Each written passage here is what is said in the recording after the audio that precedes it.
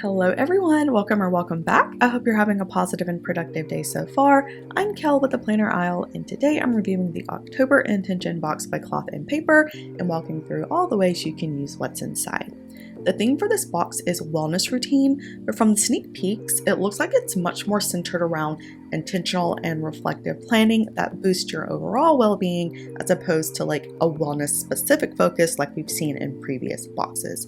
It is October, which means next month we should be getting the much anticipated spiral planner for 2026. The dated calendar cards also get a refresh as well, and we should also learn what the underlying sort of tone of many of the products will be, but I'm getting ahead of myself. I didn't catch too many of the sneak peeks from this box, but from what I did see, I was impressed, so I'm really excited to see what's inside. Make sure to stick around until the end for my final thoughts and rating, and if you like this video, hit that like button and subscribe. I do these detailed reviews every month, so you can decide if the subscription is the right one for you. As always, leave me a comment below with any questions and let me know if there's any topics you'd like for me to include in my next video. Without further ado, let's hop in.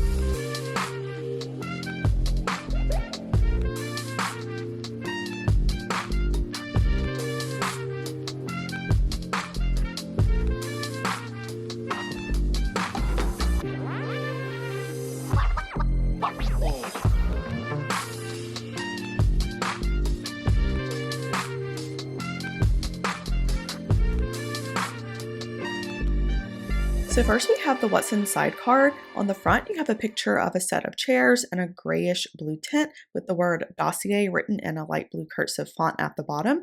And then flipping over, you have a list of what's inside. Next, we have our December calendar card. And like I mentioned earlier, next month, we should see the new design for 2026. These have been living in my business agenda this year, and depending on what changes they make, I'll likely do the same for next year as well. Next, we have the Dossier journaling card set. There's 3 total, all on a medium to heavyweight cardstock. The first is a light gray with an abstract background with print on the front that says, "Pieces collect that feel true. Pieces that collect the pieces that feel true." That took me way too long to get that. And it also has an ellipsis in the top corner. The second card is printed on a light beige textured cardstock. At the top, it has an area for a name and date, and then there's some text written in cursive in the middle that talks about setting boundaries and using your energy wisely. It reminds me of a statement Taylor Swift said on the New Heights podcast a few weeks ago. She said, "Think of your energy as expensive as if it's a luxury item. Not everyone can afford it." One of my favorite sayings this year, and it's one of the more timely quotes given the new year is right around the corner.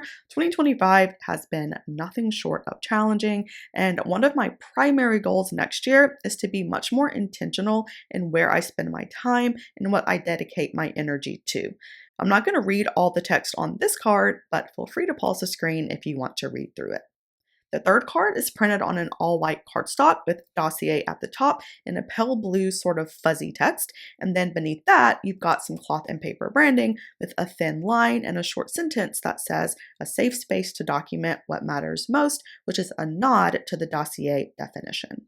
I really like this little card set. I think the design is very clean and simple. I also like the size. If you can fit credit card size cards in your planner pockets, you can stack these together with even spacing. These two do give you the option to include text if you wish, and this one is a great way to add a motivational message to your agenda without adding separate decor. The dossier print here is really interesting. It's almost like a fuzzy velvety texture, definitely not something that you see every day. I'm not sure how or if I will use these. I've got hundreds of cards that I need to go through.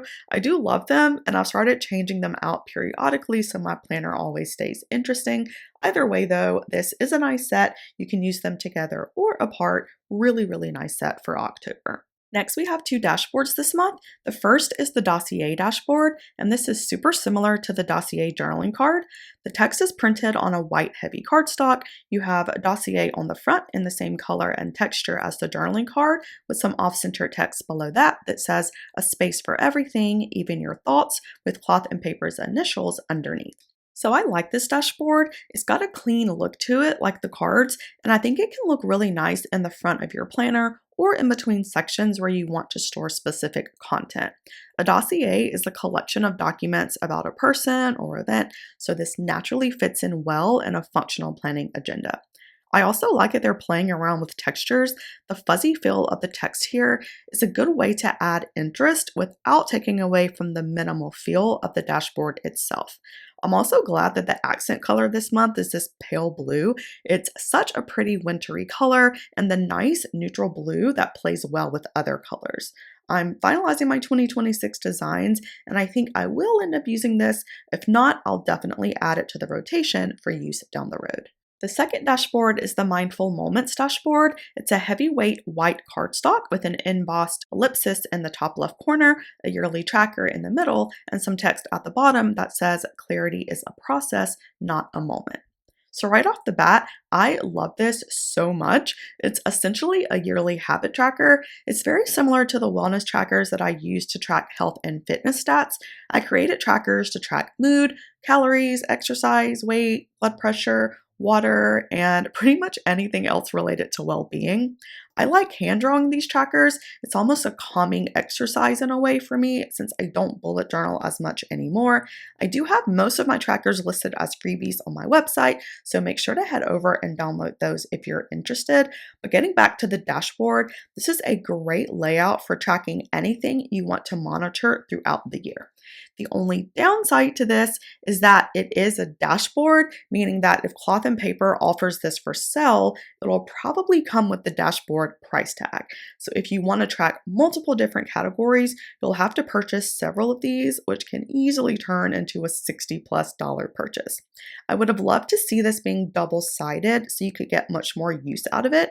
So for example, sticking with the theme of the box, let's say one of your priorities for the new year is to focus more on self-care and mental well-being.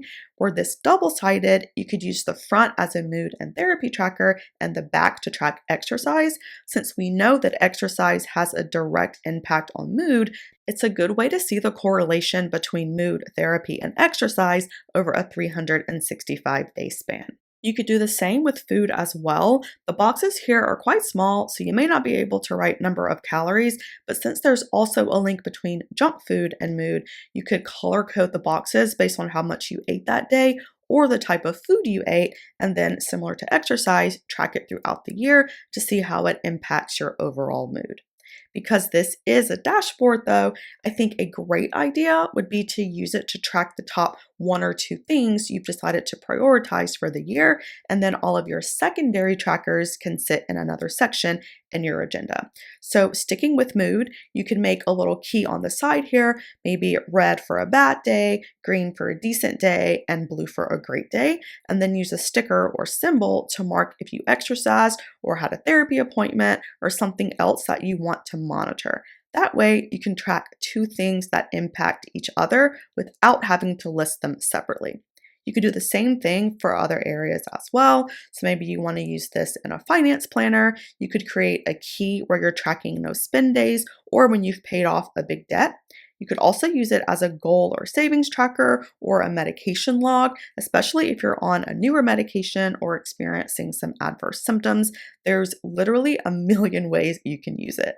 For me, I do like the thickness of this as a dashboard. I just wish that they included a set of 3 or 4 and maybe have them double-sided since most people track stats in groups. But putting that aside, this is a very practical dashboard for anyone prepping for the new year. It's a layout that I currently use for my trackers, and it's a tried and true method for keeping yourself accountable for the goals you've set for yourself. Such a great dashboard to include in the box, and I think people will get some great use out of this. Next, we have one set of inserts. These are the daily intention inserts. There's 15 sheets front and back, so 30 pages total, with one demo page in the back. At the top, you have 3 lines to write your intention, 2 columns underneath to list and check off priorities and roadblocks, and then 2 columns underneath that to list and check off your action plan, and 1 to write out any notes. You can also use the narrow columns here to list the dates as well, depending on how you choose to use it. So this is a nicely structured layout that's designed to sort of help you break out your priorities or goals in a more broad perspective so you can see your tasks with a bit more clarity, which makes it perfect for the overthinkers or those of us that tend to get overwhelmed fairly easily. Looking at the demo page, as an example, their intention is to make space for what you're feeling today without rushing to fix it. For priorities, they've listed notice when you're feeling tense or letting yourself slow down. Roadblocks would be anything that might get in the way of that success. So here they've listed things like the urge to ignore your emotions and worrying that you're being too much. And then the last list is your action plan or the steps that you need to make sure you're meeting your own expectations and fulfilling your intention. So here that would be things like pausing before reacting and reminding yourself that it's okay to take up space. So I think this is a great insert to have on hand. Looking at the date box here at the top, it is geared for daily intentions, but you can use this for any span of time. I also like that there's a notes column here to help cover anything additional that you might not have captured in the other sections, or to just jot down anything you find helpful. I like how they've laid out the example here. I think it's a great way to use this, especially if you're tracking daily tasks or intentions. My favorite thing about this, though, is that it's a great tool to help you better understand your feelings and how you approach and respond to difficult situations or high stress situations where you may struggle actually making a decision. Looking at the roadblock and action plan columns specifically, these are perfect to help you break out the triggers you may encounter listed out so you can then write out the steps to avoid or counter those challenges before they've had a chance to impact whatever goal you've set for yourself. And because they have this laid out in a list format, not only can you see very clearly your priorities, but you can keep those things that threaten your success in the forefront of your mind so you don't fall into old habits. The flow here from listing your priorities to potential setbacks to defining what your action plan is a great way to keep your plans moving in a linear motion. And similar to the tracker dashboard, it also helps keep yourself accountable so you're staying on top of your goals and intentions. Overall, these are really useful inserts and great for anyone wanting a tool to help better manage your thoughts and priorities as it relates to intentional planning. I will definitely be using these. I may even split them up between planners, super practical layout, and a great insert to have as you prep for 2026. Next, we have the Carried Well bag. It's a muted pale green, almost like a sea green color. The outside material is nylon. On the front, you have Carried Well embroidered at the bottom, a black tag with cloth and paper written on the side, and a silver zipper. And opening it up, you get a lighter greenish color and a softer nylon material. So this is a decent little pouch and a decent size. I'll throw the dimensions on the screen here. The color is definitely in line with the sort of softer blues and greens that we've seen so far, and the outside material is a rougher nylon, making it somewhat weatherproof, which is nice to see. One thing I do want to note is the length of the zipper. Because it stops about an inch short of the edge, you're not going to be able to fit items the entire width of the pouch, which may come into play if you're planning to use this to hold inserts or dashboards around the same size as the dimensions when it's flat. What I'm not a fan of is the quality here. Not that there's anything wrong with it, it's just looking at the construction of the zipper, it doesn't feel high quality. You can see when it's fully closed, there's still quite a bit of the zip line showing, which may or may not matter to a lot of people. The embroidery is also stitched a bit odd. You see the eye here looks like an L. It also just doesn't feel very premium and seems a bit more on the flimsy side compared to other pouches and bags that they've sent, and I'm not sure where this will rank when compared against all the ones that we've gotten previously. There's nothing inherently wrong with it, it's just not the level of quality that I expect or hope to see. The other thing I want to point out is over the years, we've gotten quite a few pouches. I remember last year, I think it was last year, they sent all of those drawstring bags.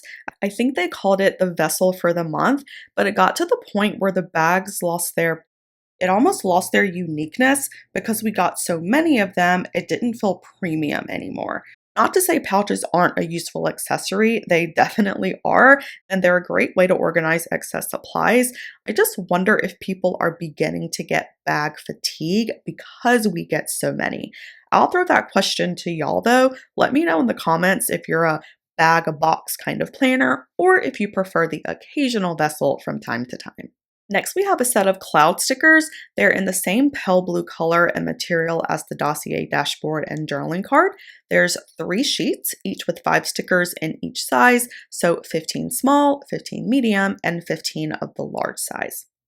So first off, I did see a sneak of this and I thought that they were individual dot stickers, not actual cloud shaped, but of course that makes sense given the name.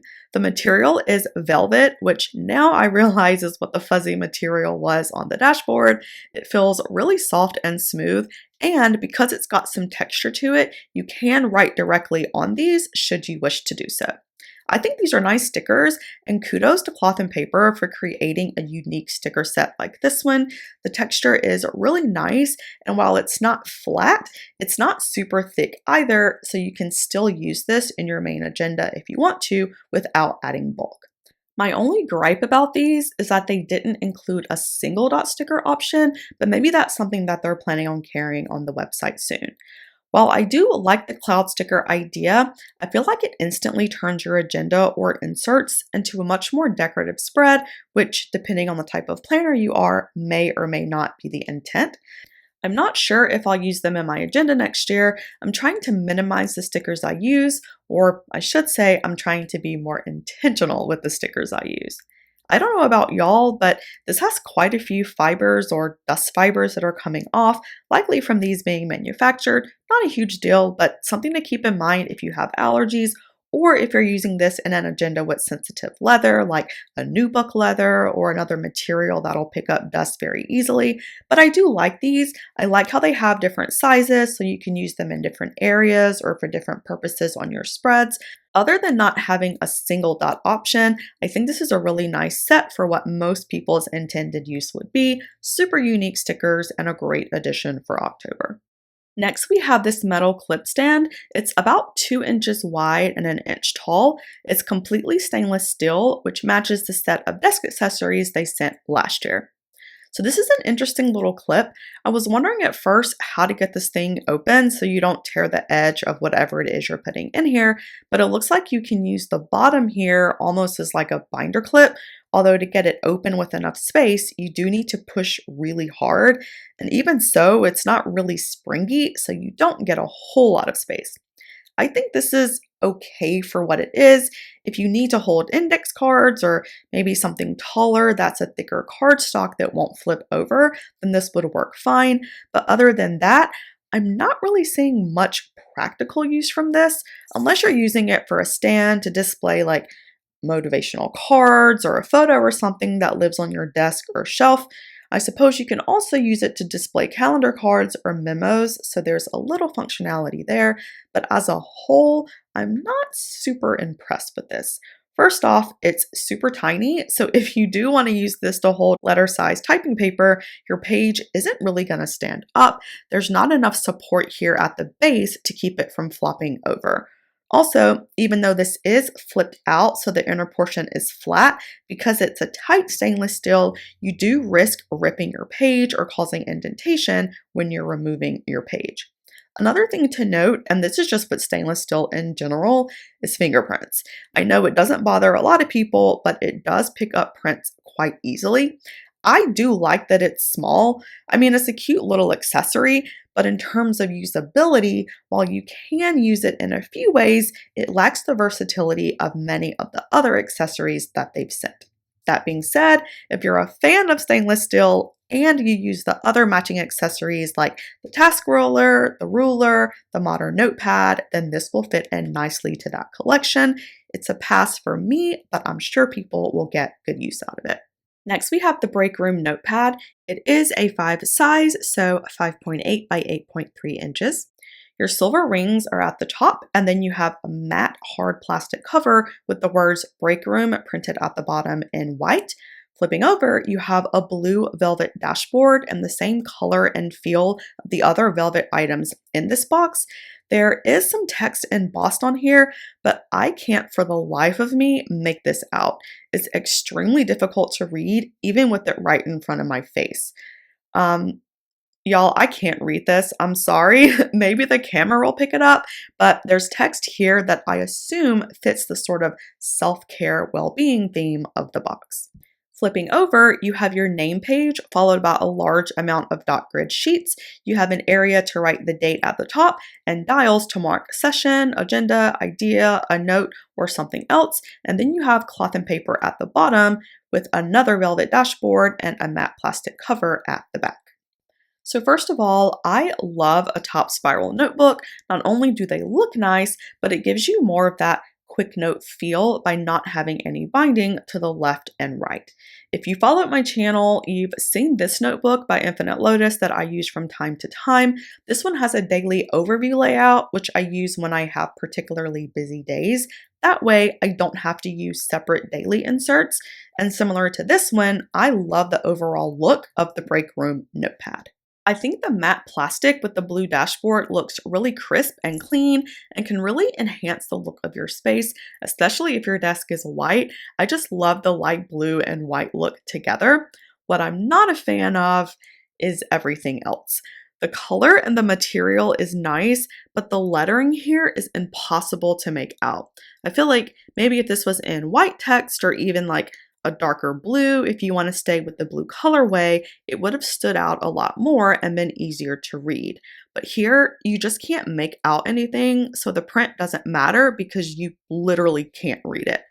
The other thing I don't love is the header at the top here. I understand it's to assign a category for each page, which is fine, but it also limits the creative way you're able to use this. Sure, you can cover it with washi or just ignore it, but it gives the layout a much more like professional officey kind of look as opposed to a purely open layout that you can use as you wish. That being said, this is still a mostly open layout, so you can definitely still use it as you would a blank dot grid, but the look of your page will be different, which is something that I place a lot of value on with dot grids and graph grids. I do like that they include a ton of pages here, so you can use it for one purpose or use page flags or dividers to split up how you use it, which is great. But this can function like any other notebook, and it's great for those who like to have a guide when writing, but prefer to see less of the native lines that you get with blind notes and a graph grid. Dot grids are also great for charting and creating trackers, especially in bullet journals. The points make it really easy to connect different areas without having to worry about the weight or color of the lines on your page being visible.